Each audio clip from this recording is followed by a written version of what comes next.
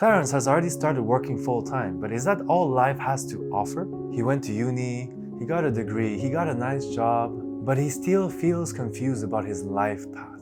He feels like life has beaten him down, and his attention span is just getting shorter and shorter by the day with all the cheap dopamine that he engages in. Then there's Marco. Marco didn't always know what he wanted to do with his life, but now he does. Today is a new day for him to build his dream life, and he's so excited for it. He works out, he goes to work, and when he has free time, he works on his side hustle. People are always impressed by how motivated he is, yet he's feeling younger by the day. So it was about 6 or 7 months in my new job as a sales representative, and I had just arrived 10 minutes late to my office as usual. My boss didn't really care about my lateness because I was bringing in good numbers. Despite being in sales, I wasn't compensated with my sales.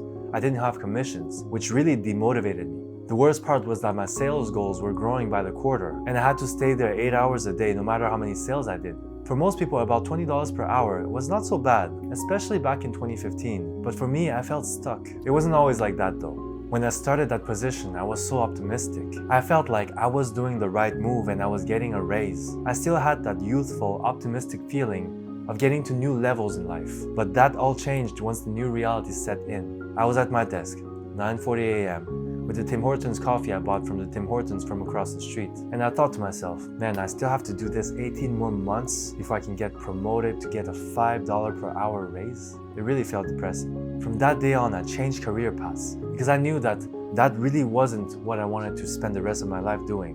Waiting 2 years at a time and promoting for $5 raises. You don't get to know what you want to do in life in the beginning of life. Nobody knows what they want to do, what they want to spend the rest of their life doing. People go to university going to one major and then change. That's because how are you supposed to know what you want to spend the next 60 years of your life doing?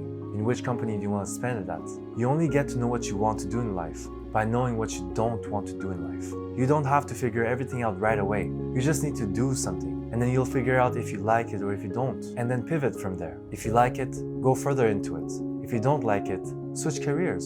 Just don't stay somewhere that you hate only because you're comfortable and you don't want to change. Because change is never comfortable. There's always going to be variables that you can't control, but that's just how life works. It's an adventure. It's the beauty of life. So get out there and figure out what you don't want to do in life, and then pivot. As always, stay focused, stay real.